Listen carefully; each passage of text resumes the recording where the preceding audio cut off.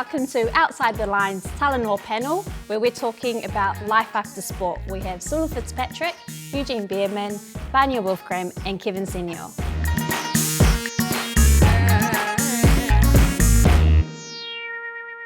So I'm going to start with you, Sulu, for the first, because you are our current athlete. Your announcement for your retirement just recently. Can you talk us through that kind of process of how you came to that decision? I guess my career hasn't been like the prettiest. I've played in 5 of the 6 teams, franchises in the country, so it hasn't been, I guess, a fairy tale. And so I've probably contemplated retirement or been prepared for retirement probably my whole career. And I'm definitely, my body is telling me, like, honestly, I warm up and I tweak a calf. So I know my body's ready to go. I'm ready to hang up the shoes. Yeah. Do you have an idea of where you might like to go after your netball career? Definitely have a passion for our community. I have a passion for helping, I guess, those who aren't as privileged. And what that looks like, I'm unsure, but I'm going to just trust my gut. And I guess with team sports, you get to meet heaps of people, and New Zealand's small, so it's all about who you know and the connections you're able to build. So I'm hoping that a friendship or relationship will be able to direct or navigate the next journey. You obviously get to retire on your own terms. You've made that decision. Not everyone playing sport, when we get to that elite level, is able to do that, either through like non-selection, injuries, or for whatever kind of circumstances. Eugene might be able to speak to that a little bit. Well, yeah, a little bit. A little? How I've dealt with retirement is I've just not retired.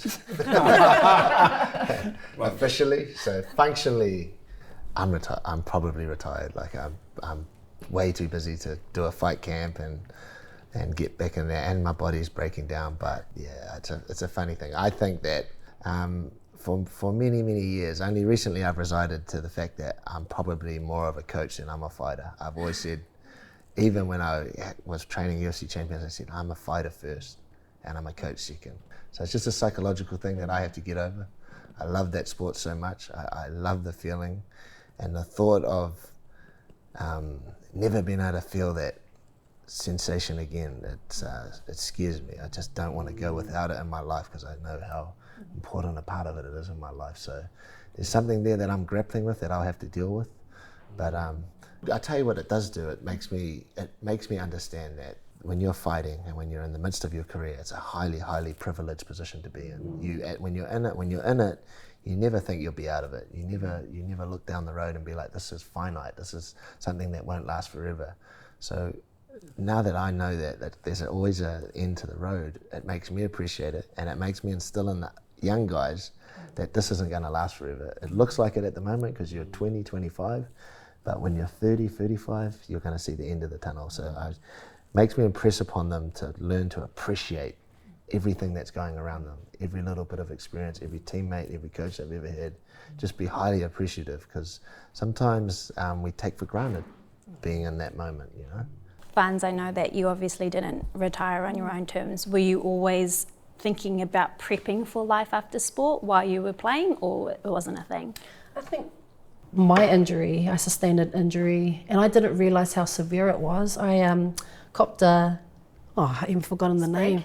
Yeah, to the eye, right? Yeah, a detached retina, and it happened in England. So there was a number of us. Yeah, see, on my first 5, I did tackle, I would say. But when I did tackle, I copped the back of the boot, and she actually, so it was a massive gash here. So I thought that was it. I thought, it's just here, and my vision was a little bit blurry, and 3 operations later, can't even tell the first time and the second time, then I just went, okay, then it's probably time. But I wasn't very good. But the next best thing I did do, and this was just for myself, like there was no sort of support back then for you know, like as a player, was I ended up going across to the men's game. So I did analysis for our Premier Men's at Marist, and then I did a bit of managing for them and got into coaching sort of that way. You know, when I look back, that was how I sort of coped with the fact that I no longer could play. That decision was made for me, it was taken away from me, but I was still in the game. So yeah, it was kind of, it was hard. I think there are some kind of messages that resonate when I'm hearing both Sulu and Eugene. Is I go back, I was 21, young New Zealand Samoan kid, just want to play rugby, and when the game became professional, I was like, fire up, and that's awesome. But I was always kind of, I suppose, just really impressed upon us when I kind of come through the pathways back then. Probably didn't quite take the opportunity, probably a bit casual, just didn't really focus up until I met my girlfriend then, is my wife. And she too was similar to me, doing netball pathways.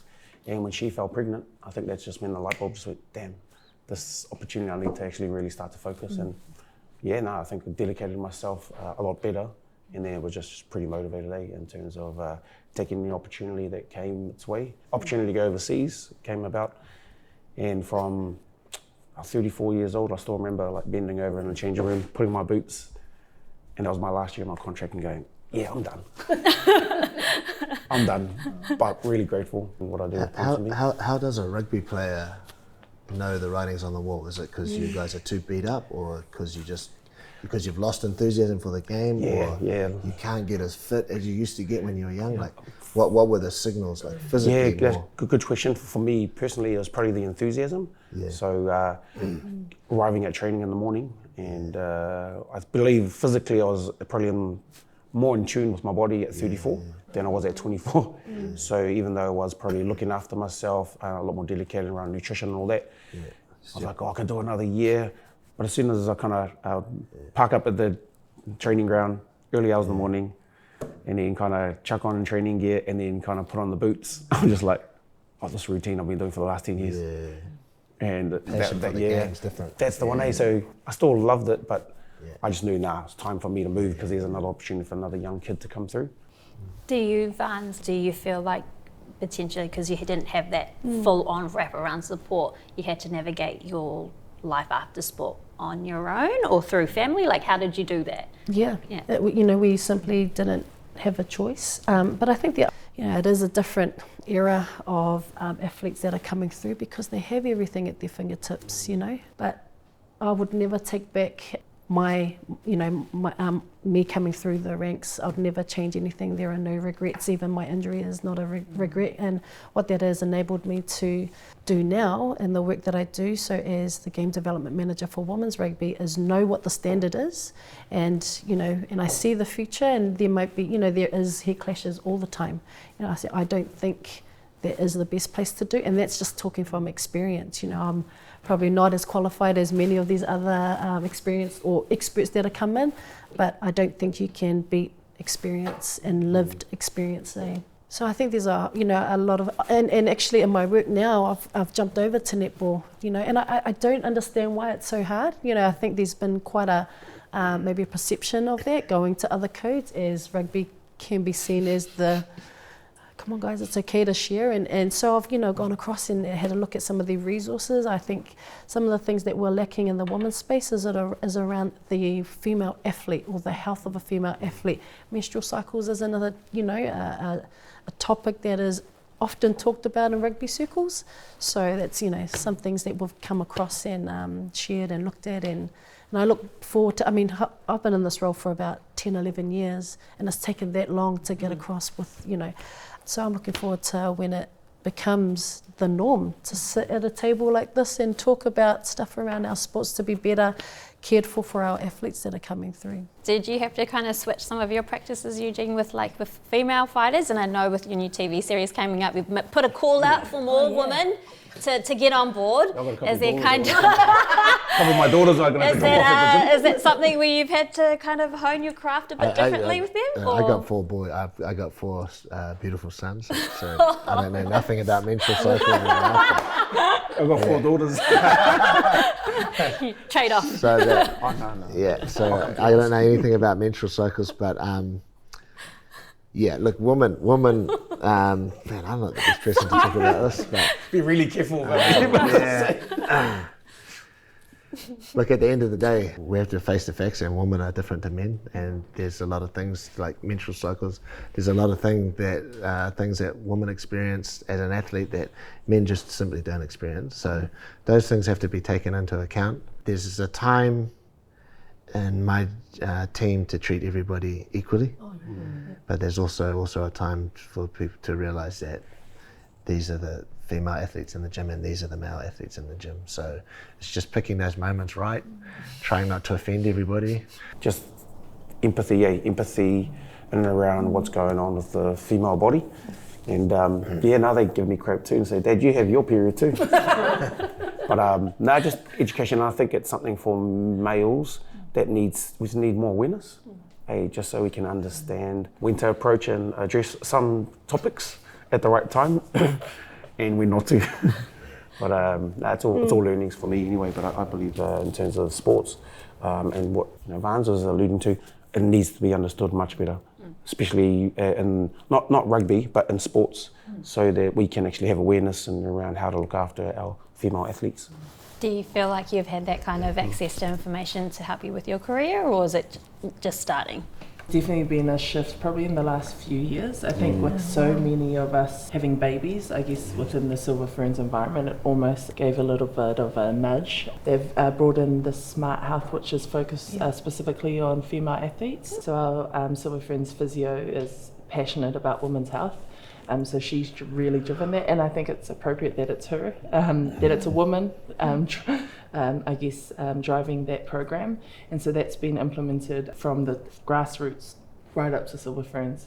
And so that's about educating the support staff as well, because most of our strength and conditioning coaches are males. And so just, I get it. Like if we say to them, I've got cramps, they're like, well, I've got a sore tummy, lift the weights. But they're really focusing on educating them, because I guess it goes back. There's a lot of girls in my gym laughing at you. Laughing at you saying that, sitting next to me right now. There's a whole lot of girls just laughing at me. Talk to the guy next to you. But yeah, definitely shifting, massive shift. That'll just come with time. You see the women's sport across the board, women are, I guess, realising their power and understanding their own style. Because obviously we can't play sport the same way men do, but that's a strength. It's just different. So really learning to embrace it.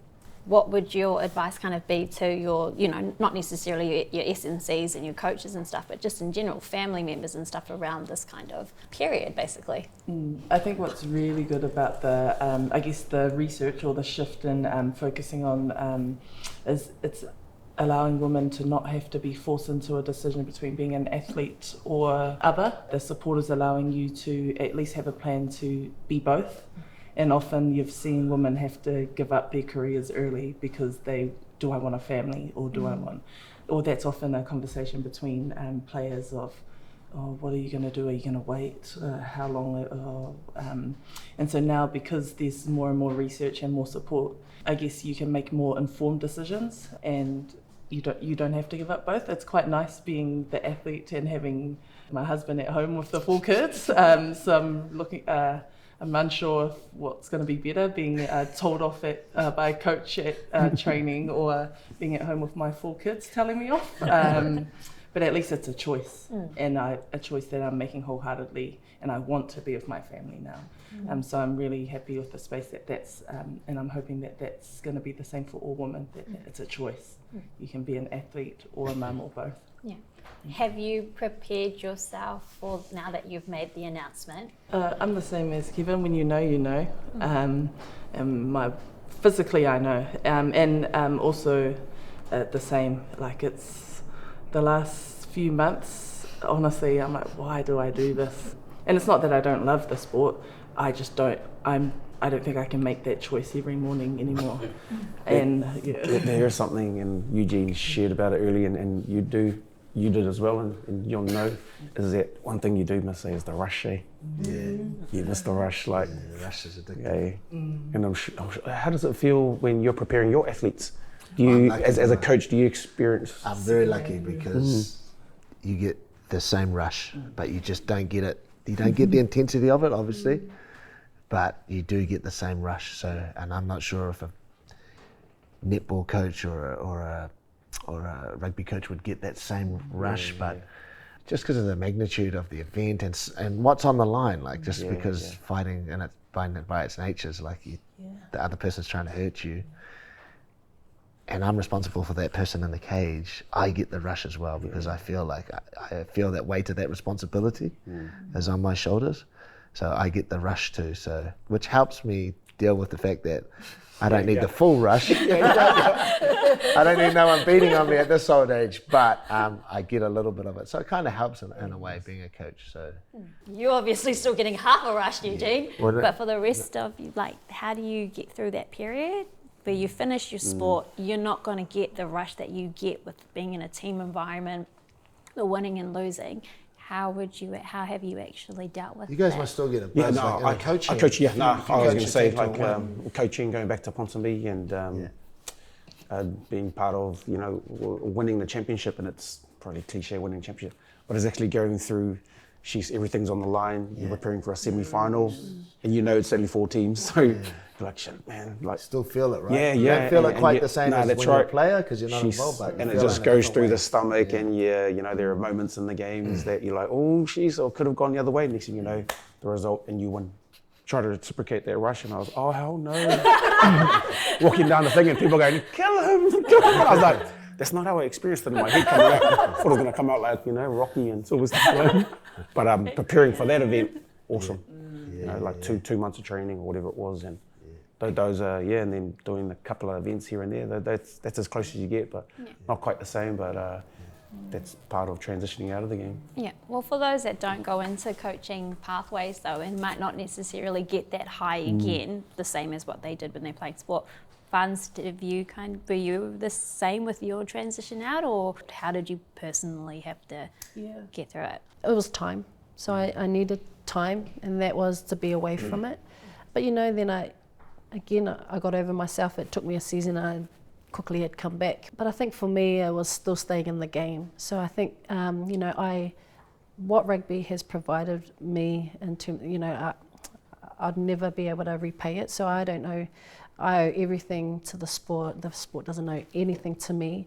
And you can tell by the fact that I'm still in the game, right? So as my role, my big rush is being able to provide those opportunities for the next, girls and women that want to be part of the game. It doesn't have to necessarily be as a player. It could be a coach or a referee or anything, or even a supporter, is to get people on the journey now. Going into coaching and staying in the sport is like a cheat code, right? Because you can still stay in it and still get the rush. But what about all the people that can't do that? They don't have the capacity to coach. They're the ones that we're dealing with it by staying in the sport, basically. But if they don't have the capacity to coach and they don't have the brains or whatever, then they're the ones that sometimes suffer. In my sport, you young fighter, you give up everything. You don't get any money, even at a professional. UFC guys get money, but everybody else doesn't. They become quite notorious. Everybody gets to know them, and then they fall off. They retire. They lose that notoriety. They lose any income they had. In my sport, what the big problem is, how a lot of them deal with that is they join a gang. They put a patch on, and they think that gives them the same, now I'm still the man. Because they have, even though that's not what a gang does, but they have this image that that's what a gang does. So a lot of young fighters in fighting who don't make it to the UFC, but make it to a really high level, they end up trying to find that notoriety some other way through like crime and stuff. It's like a big problem in my sport. It's partly because we don't have an infrastructure around it yet. Like we're doing it all ourselves. In my gym, it's not too bad, but in the other gyms around New Zealand, it's a real big problem. The key for someone that isn't getting involved in coaching and stuff is you have to find something else you're passionate about. That's it. Because you dedicate and you throw all your passion and love into fighting, and then it gets taken away, that's when you fall into trouble. But if you find something, just one thing, it can be anything. It can be family, it can be, like for me, I've discovered hunting the last like 5 or 6 years. So any chance I get, I go hunting. Something that you're just as passionate about or close to as passionate about, that kind of solves a lot of problems. Because then there's something else in your life to fill the gap. Because the other lull to it is that straight out, we know, I think, from experiences and people talking, is that it's the lull just after you've announced, and then it's it's like 3, 6 months, a year, and some people who might potentially still have it years after, just because they haven't been able to express how they're feeling around that kind of period in their life. Is that kind of what you're going through, Kevin, Yeah, or what I you're just- talking about, Greg? Just grief, eh? Like Yeah. everything that you've done for such a long period of time, when it finishes, yeah, we're all humans, eh? And we got to experience our emotions, and it's just grieving. And I think the quicker you can, or not quicker, but people can talk about it, and an opportunity to talk about it. And you're right, and to navigate, and people with the skill set to navigate people into spaces to, hey, let's try and figure out where your value and your worth is still. I'm going to go to the question then about the skills, the hard, like tangible skills that you all think people should be aware of or practice while they're in the sport that are going to be applicable outside of life. If you could say 3 or 4 skills that you would recommend athletes or parents, support people should know and be aware of and actively practicing, what would they be? It's hard to label this as a skill, but learning that being around family and people that care for you, that don't care for you because you're a rugby player, or you're a netball player, or you're a fighter, that to them your identity is you the person, not you the fighter, or you the All Black, or you the Super Rugby player. They knew you before that, and they'll love you after that.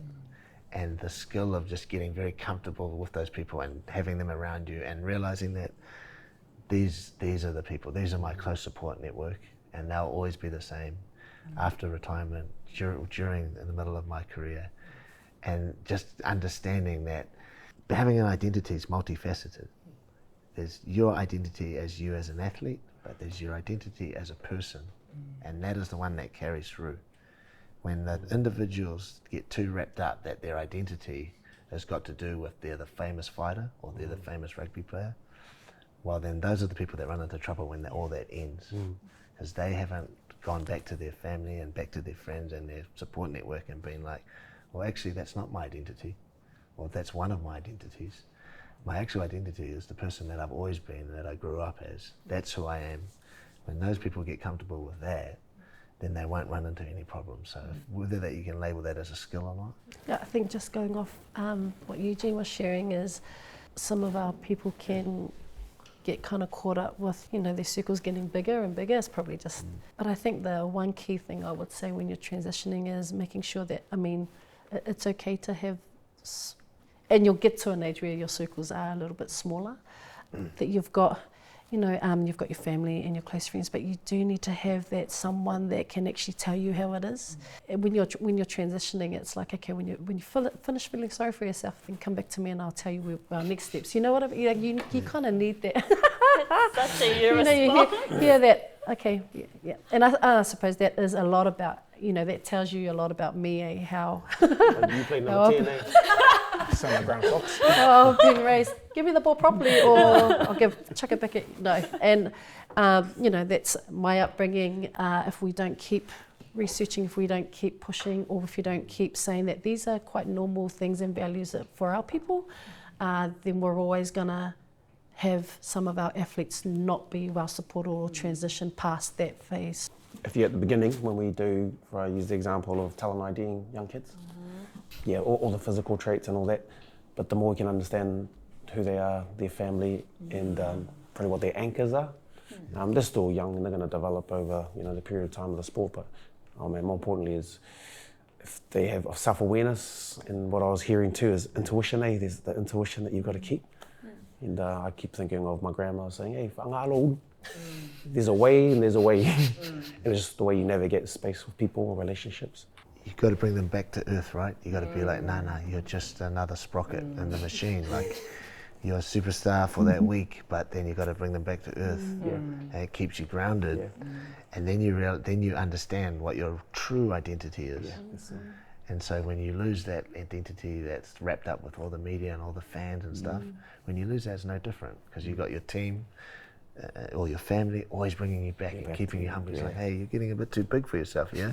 That's it. It's like, get to the back of the line. Like, Come have Sunday. That's the one. Come have Sunday kongatis, and next thing you know, hey, you do whikiwa. And we've got a like an automatic dishwasher, but my grandmother never used it. Do the dishes. Put you in your place. Well, I think that's basically our talanoa for Outside the Lines wrapped up. Thank you. I really appreciate Thank you guys for coming inviting in to talk about your life after sport and how we can hopefully help other people when they go through that period. So I appreciate you all. Thanks, Ash.